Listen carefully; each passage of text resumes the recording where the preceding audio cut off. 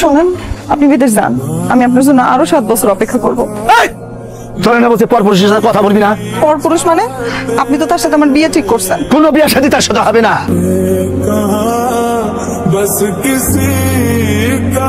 আসসালামু আলাইকুম। ওয়ালাইকুম আসসালাম।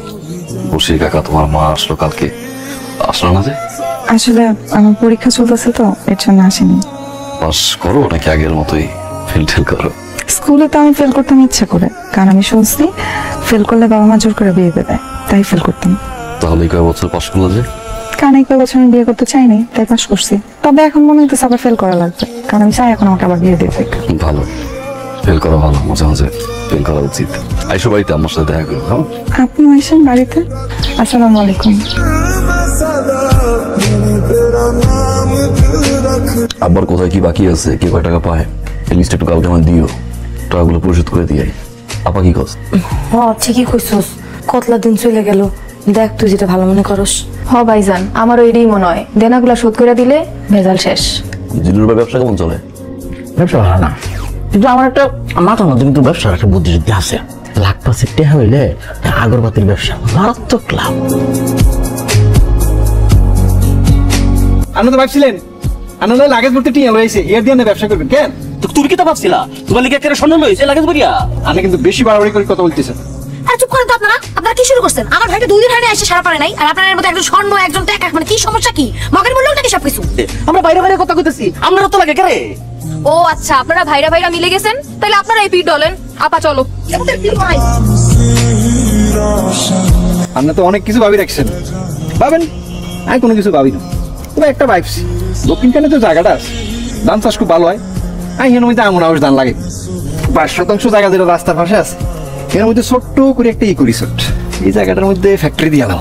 এই শোয়া কি তার ফ্যাক্টরি দিবা? সাবানের ফ্যাক্টরি। আমরা 2 কার্টুন দিও, আমরা দোকানে বই বেচকেন কেন? আসসালামু আলাইকুম। বলছিলাম, আরে তুমি কাকি আমারা বাসায় নাই? বাসায় গিয়ে জিজ্ঞাসা করো। না, আসলে এদিক দিয়ে যাইতেছিলাম তো, আপনাকে দেখলাম, তাই ভাবলাম আপনারই জিজ্ঞেস করে। আচ্ছা, যে পিঠা আপনার জন্য বাসা থেকে পাঠাইছেন, আমারে দিতা? দেখতে আসছিলাম, দেখ না, খালে কাপ মাকে না। কি বলা? না, খান না, ঠিক আছে, আপনি দিয়ে দিয়েন। হ্যাঁ, আসি তাহলে।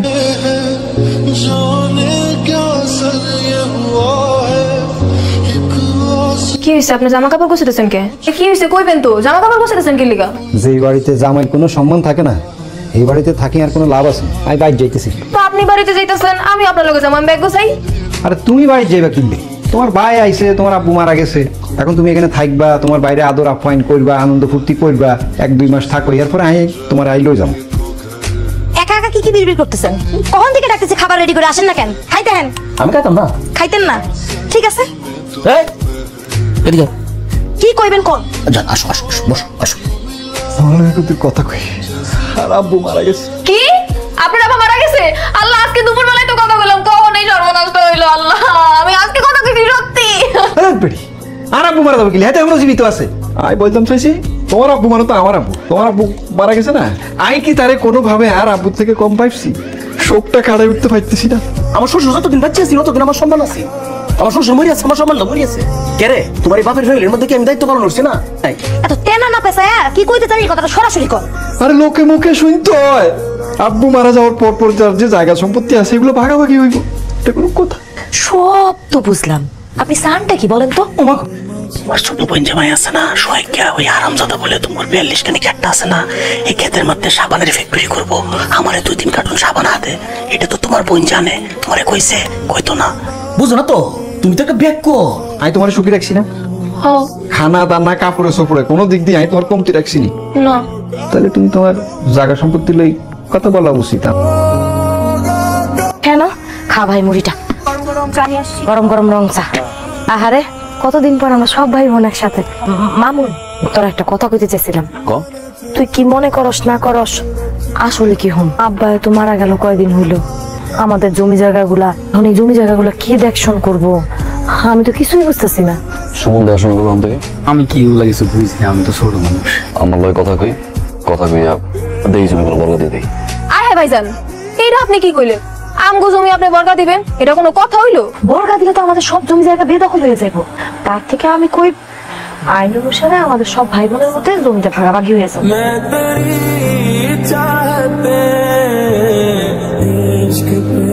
তোমাকে বাবার যা সম্পত্তি যা আছে এই সম্পত্তি এইভাবে আমরা বন্টন করছি। এখন যদি তোমাদের কোনো মতামত থাকে তোমরা পারিবারিক ভাবে বৈশা সিদ্ধান্ত নিয়ে আমাকে জানাও, ঠিক আছে? মামুন, আমি তাহলে উঠি।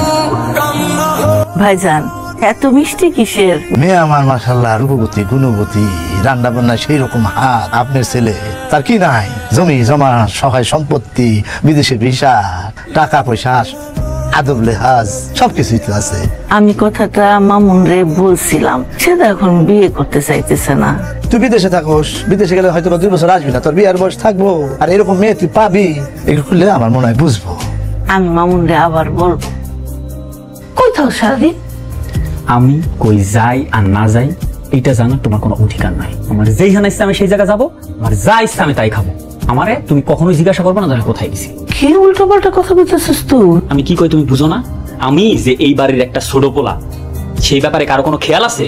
আমার আব্বা যেদিন থেকে মরছে সেদিন থেকে আমি এতিম। এই যে বাড়ির উপরে জমি জমাগুলো ভাগাভাগি হইতেছে, সবাই সবারটা নিয়ে যাইতেছে। উত্তর পাড়ার জমি কে নিবে, দক্ষিণ পাড়ার জমি কে নিবে, আমার ব্যাপারে কারো কোনো মাথা ব্যথা নাই। বড় ভাই থাকে সৌদি আরব, তার তো একটা চাকরি আছে, তার কি জায়গায় আসার কোনো দরকার আছে? তার তো ভিসা আছে, তার এখন ধানি জমি লাগবে। দুলাভাই কে সেই জায়গায় চাষবাস করবে? আর ছোট আপা আমার কথা কি ভাবছে? তারপরে বাকি থাকো তুমি।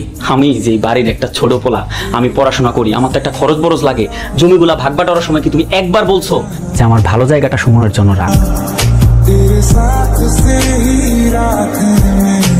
তোমাদের দাবি অনুযায়ী আইন অনুসারে তোমার বাবার সম্পত্তি তোমরা যে যেটুকু পাবা তার একটা সুষ্ঠু বন্টন করা হয়েছে।